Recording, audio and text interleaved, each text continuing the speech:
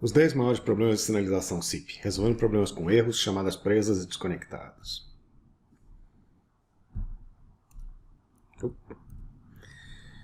Então, o objetivo nosso aqui é aprender a identificar e mitigar os 10 erros mais comuns no SIP. É um objetivo só, então vamos à nossa apresentação.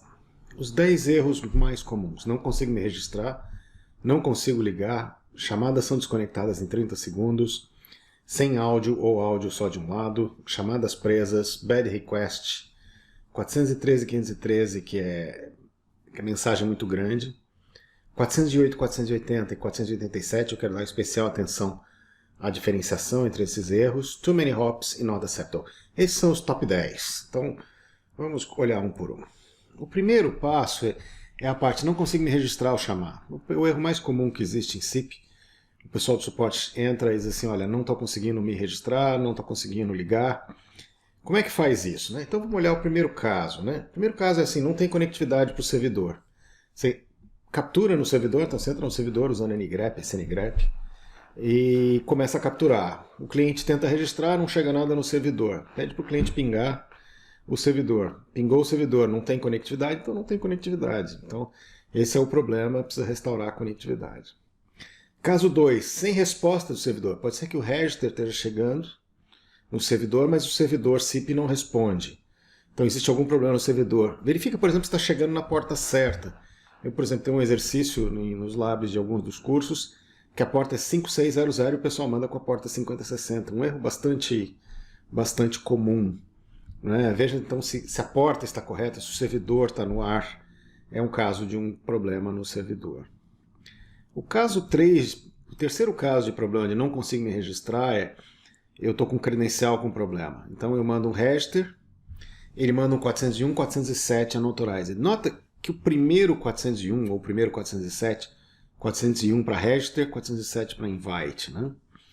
É normal, ele manda, é o challenge, o próximo invite vai com um cabeçalho chamado authorize header que autoriza no SIP server. Agora, se ele fica recebendo continuamente 1, 2, 3, 4, significa que o novo register está indo com a credencial errado. Então, se você capturar no servidor e começar a ver muita mensagem 401, 407 com o mesmo call ID do mesmo usuário, isso significa que as credenciais devem estar com problema. Você errou a senha ou errou o nome. Tem também o último caso, né, que é o caso 4, é que você manda um register ou um invite e recebe um forbidden, que é proibido. Normalmente está associado ao domínio errado. Você manda um from domain com domínio errado, que não é o mesmo domínio que está lá registrado no servidor, ele normalmente vai retornar 403 forbidden. E muitas vezes também na request URI tem que usar o domínio da operadora, tem que usar o domínio do SIP-trunk. Esses são os 4 casos mais comuns e nota que é bem fácil de fazer o troubleshooting. Basta chegar no SIP server, fazer uma captura e você vai enxergar esses 4 sintomas. Chamadas sendo desconectadas em 30 segundos.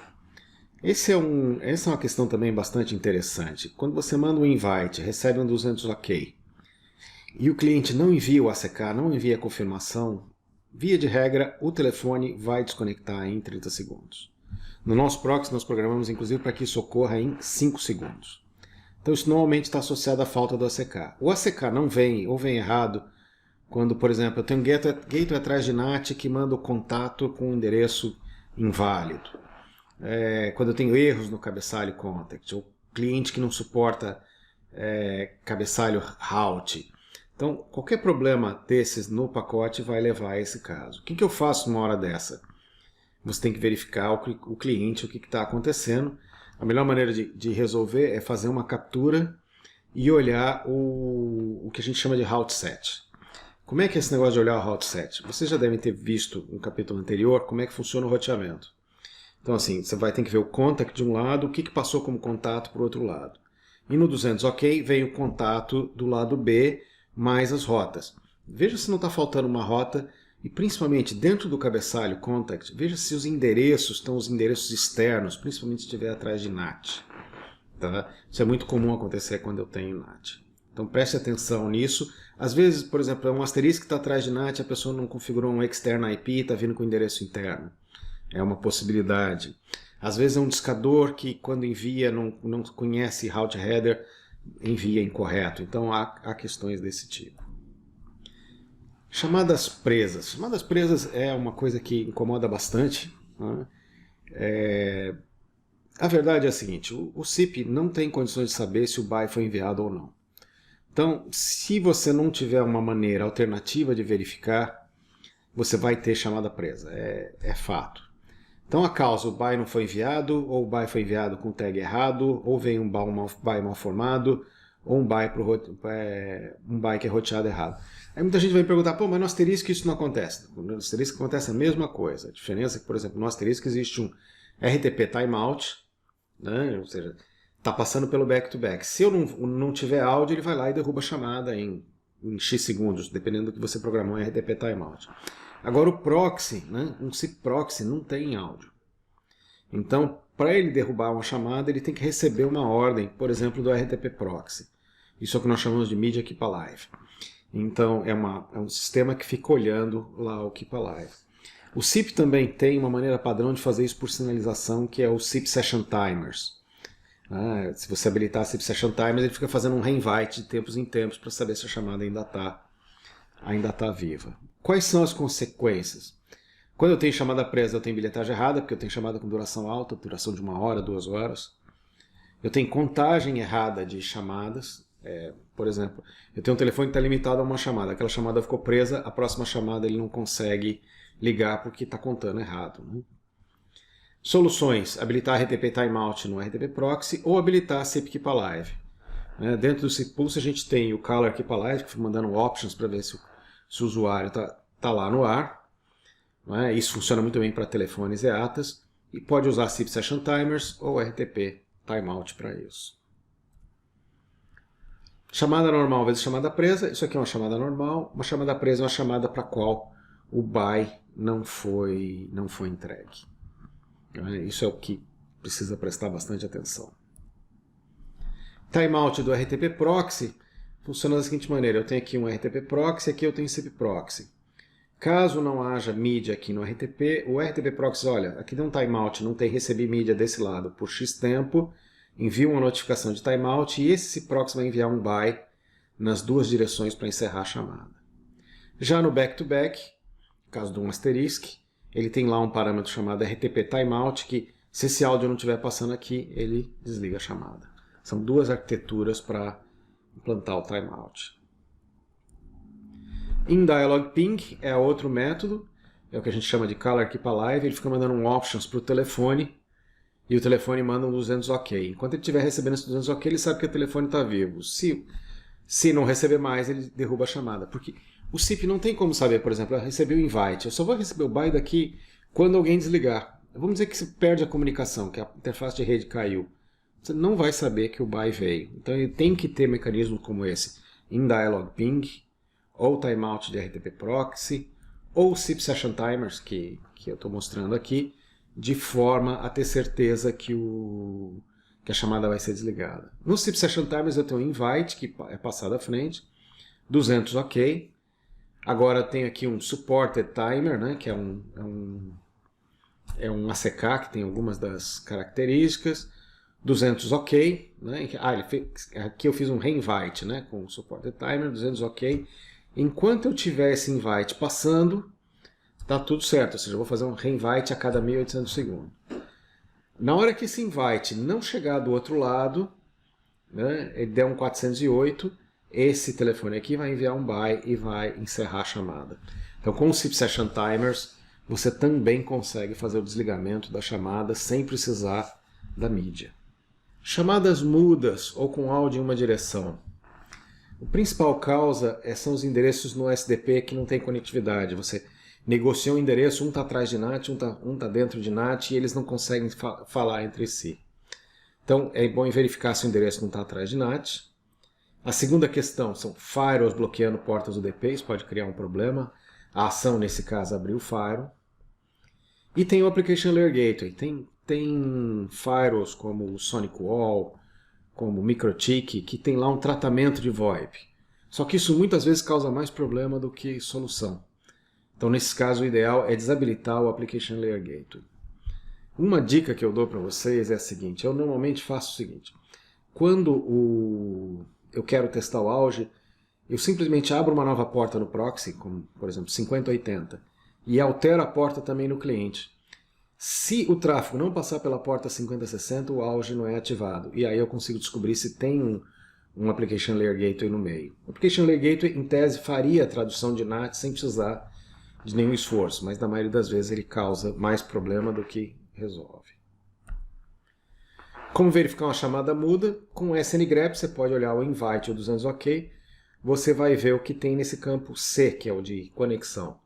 De um lado eu tenho um endereço válido, do outro lado eu tenho um endereço inválido. É claro que não vai haver comunicação na direção dos dois.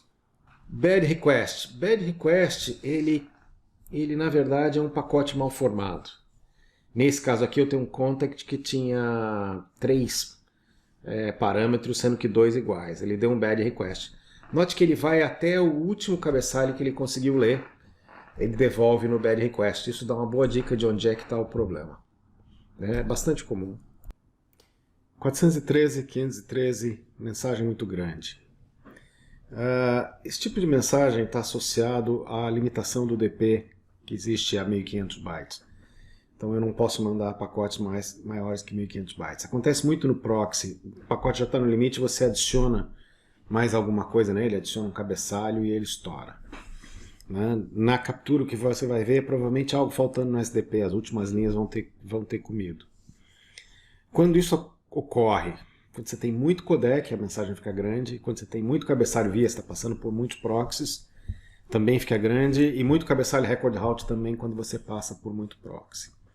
Então o que você faz quando tem esse tipo de mensagem? Reduz o número de codecs, usa lá o essencial, o LOA, G729, às vezes você não precisa mais que isso.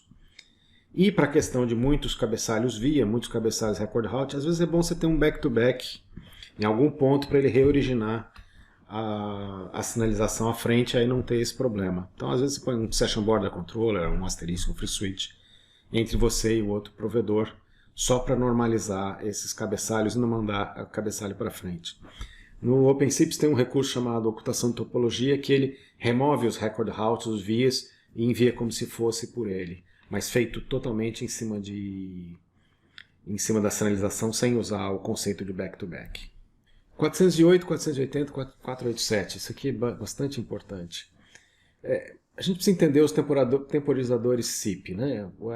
Você envia um pacote, né? Você envia um invite.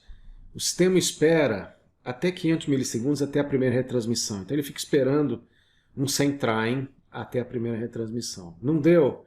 Ele manda a primeira retransmissão em 500, a segunda em 1000, a terceira em 2000 e a quarta em 4000. E aí ele dá um timeout, estoura, né? Então, mas normalmente, por exemplo, os servidores que eu trabalho tem um limite de 5 segundos. Se eu não receber nada, nenhum sem trying até um determinado ponto, ele vai gerar uma mensagem 408 interna do servidor, que é um timeout. Existe um segundo timer chamado invite timer e o servidor e o telefone têm um limite de quanto tempo esperar pelo atendimento. Então, quando eu passo pelo servidor e mando para frente, ele vai esperar X tempo. Lá no asterisco, isso é definido pelo dial, no OpenCIPS isso é definido no parâmetro do módulo de transação. Então, se o limite for atingido no servidor primeiro, vamos dizer que o servidor está com 30 segundos, estourou 30 segundos. Vai ser gerado também um 408, seguido de cancel. Ou seja, ele gera um 408 interno, envia um cancel para o destino, a transação de cancel termina com 200 OK, a transação de invite vai receber um 487 request terminated. Se o limite do cliente for atingido, ao contrário, o cliente vai gerar um 480 temporarily unavailable, temporariamente indisponível. Então você nota que essa questão de timer ela é importante e ela é bem interessante, né? Ou seja, a chamada que não é atendida termina como 487. Existe um 408? Existe, mas ele é interno. A última mensagem é um 487 dizendo que aquele pedido foi terminado por um cancelamento. Perfeito? Se estourar o tempo no servidor. Se estourar o tempo no cliente, o cliente envia um 480 temporariamente indisponível. Se o cliente tiver um DND também, não perturbe, também devolve um 480. Então, na verdade, isso não é um erro. Eu queria só que vocês entendessem a questão da temporização e soubessem diferenciar 408 de 480 de 487. Too many hops, esse é um erro de principiante. Normalmente ocorre quando o servidor está mal configurado. Você mais ou menos esqueceu de configurar o domínio. O pedido chega no servidor, o servidor não sabe que aquela mensagem é para ele mesmo, encaminha para o servidor DNS. O servidor DNS consulta e envia para ele mesmo, a mensagem entra em loop. Aí depois que o cabeçalho, os max forward, chega a zero, a mensagem 483 too many hops é gerada. 488, a nossa última, menos comum, é o not acceptable here. Quando eu tenho not acceptable here, significa que os codecs do outro lado são incompatíveis com os da origem. Então ele diz, olha, não consigo trabalhar com isso. Algumas vezes está associado ao fax. Alguns padrões próximos do T38 também causam isso aí quando não estão suportados dos dois lados corretamente. Quando tiver 488, põe na cabeça, codec.